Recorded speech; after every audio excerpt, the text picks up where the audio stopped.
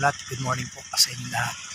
Dito po ako, pupuntahan po namin yung property na 10 hektarya dito sa Barangay Kinalin. Buhat sa highway po, mga 3 kilometro papunta po rito sa papasok sa area sa 10 hektarya. So papasok po tayo dito sa area na to. Titingnan po natin kung gaano kalayo. Kung ano po sitwasyon ng papasok. Salamat po. Pasok po tayo ng mga around 500 meters galing po sa highway. So dito po tayo. Madadaanan po natin ito. Develop ang mga kalsada, sinisemento na po nila. Pasok. Dito po ay meron po tayong tinatayong bagong resort. Madadaanan po ito papunta sa property. So malapit na po tayo sa property. Tayo po pupuntahan na po natin yan. O hanggang saan yung sementadong kalsada na roon. Ayan po. So dito na po tayo sa dulo ng kalsada na sinemento papunta roon sa property. Kaya lang medyo alanganin po ngayon makapasok ang 4 wheels. Dahil dito pa lang sa bungad po, siguro baka mga approximately mga 1 kilometer pa po ang layo pupunta po sa area. Pero doon po sa area sa malapit na roon, cemented po doon. Bali ang tira po mga sementado dyan, siguro po baka mga nasa 600 meters ang haba. Pero yun po ay kalsada na po siya. Yan po ang sitwasyon ng kalsada. Mahirapan. So naglalakad po yung ibang mga taga doon. Ito mga 1.5 kilometer. Wala naman, mga 1 kilometer lang din. Layo buwan po sa main road. Highway po yung papuntang Hundagwa. And then dito po ay panibagong 1 kilometers. 1 kilometer yung papunta po sa 10 hectares. So yan po ang sitwasyon ng daan dito ngayon. Although may kalsada po talaga yan. Kaya lang pag tagulan, ganyan po nangyayari. Pag mainit po ang panahon, yun, makakapasok po ang 4 wheels tsaka ang motor. Dito na po tayo galing. Ano po? Yan, nakikita nyo po, mahabang kalsadang kalahati pa lang po nagagawa. Pero yan po ay bubuuhin. So, ito na po. Papunta na po tayo doon sa pathway na papasok. Papunta sa property. Yan. Ito po ang karamihan daan po rito.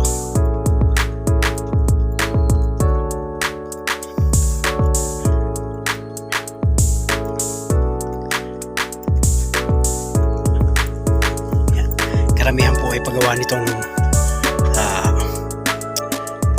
kalahi.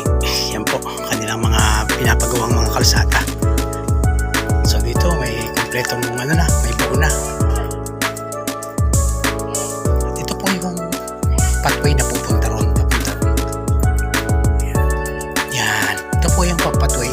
Wala po tayong ibang dadaanan kundi dito lang sa pathway. Ngayon payag naman po pala itong mga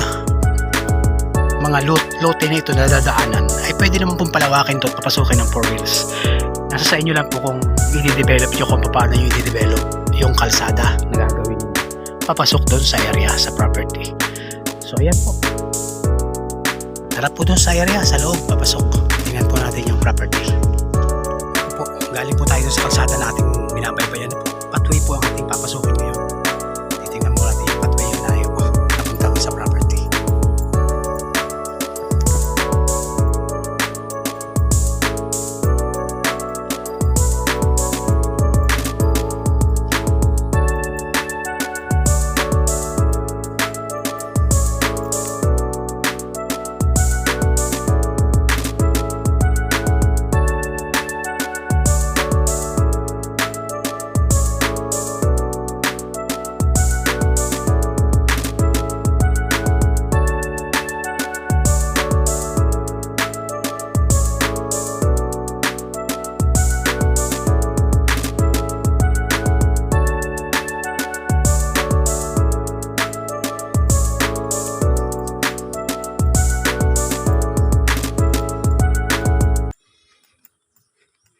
Ang motor po pasok po hanggang property.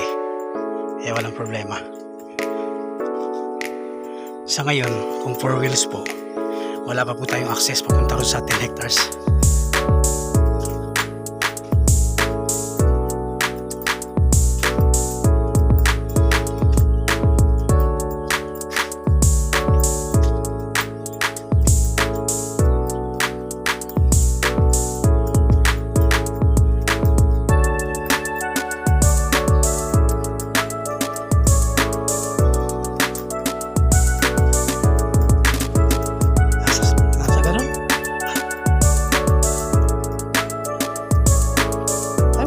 Wala pa, pag yan na yun. Wala pa. Wala, baka mga 5 minuto. Wala pa 5 minuto.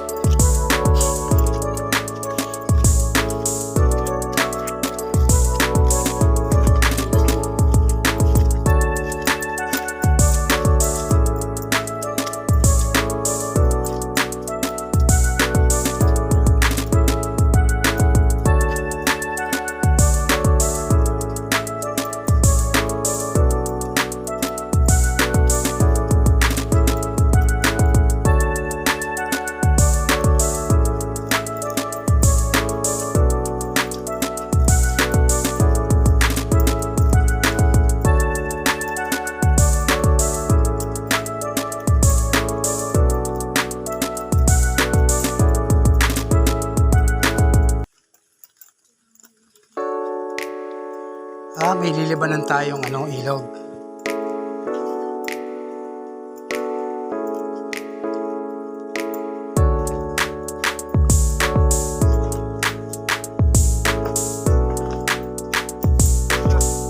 Ito na, pagkaliban ng creek. Okay, andito na po pala tayo. Wala, nasa 4 na minuto lang. Okay, andito na po pala tayo sa property. Pagkaliban po natin itong creek. Dito na po.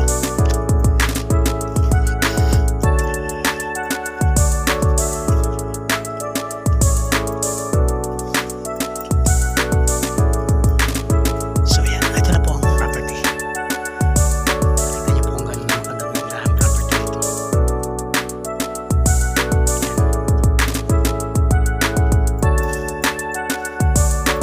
Napakarami po. Pagitan din po nito ay creek. Napakarami po ng nyug. May mangga. May mangga po siyang puno.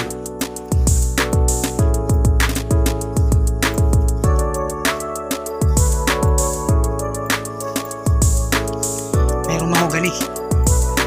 Kaya nga may mga mahogani nga ron. So yun, may mga puno po ng kawayan. Ayan, kawayan. Tapos may mga sagingan po siya. Yan po ang mga bearing fruit dito. Sa mga puno naman, may mga hardwood din siya katulad ng mahogani, Jimelina. So yun. Napakaraming kawayan pala dito. At ang mga niyog, nakikita niyo naman po. Bunga. Sagana po. Yan.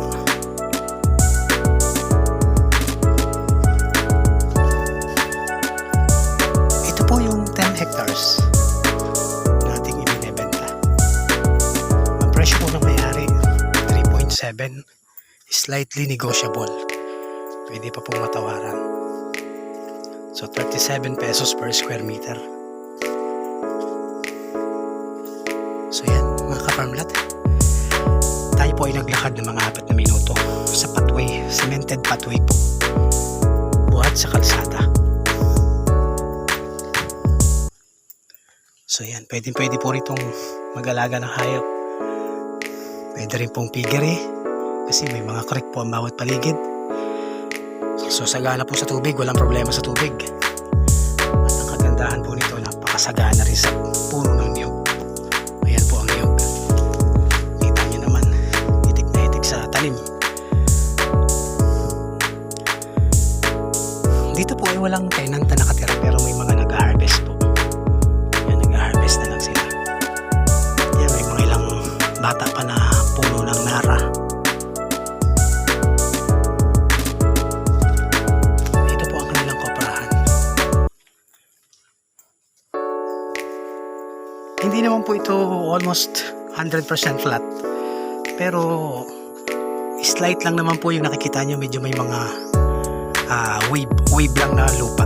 Paalon-alon lang ganyan. Hindi naman po siya. Ito po ang kanilang kobrahan. Ito siya nagluto ng niyog. So yan po. 10 hektarya. Ito po ang 10 hektarya.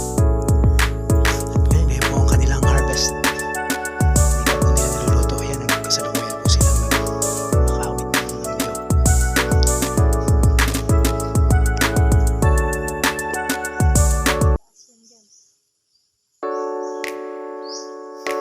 Ayun, merong medyo elevated siya na lupa. Ayun, pataas po. Hindi naman masyadong kataasan. Kababaan pa lang doon yung mga nyog. Takaran.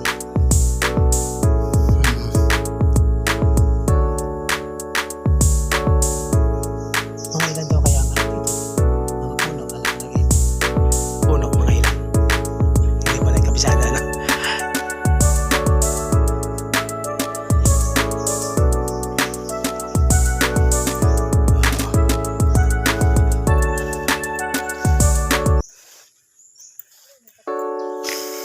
Yan, makikita niyo na po ano po.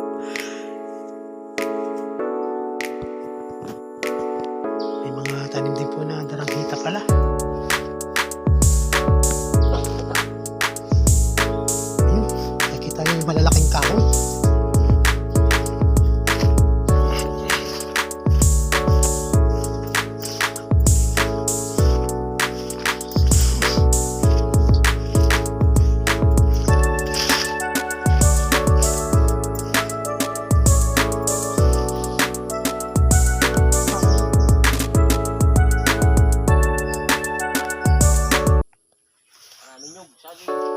Ano kahoy yan? Mangga? Yung malaki. Basyad. Peanuts. Nara ito ano? Mga nara ito. Dami palang mga nara. Yan. Ayan po. May iba't ibang hardwood po tayo.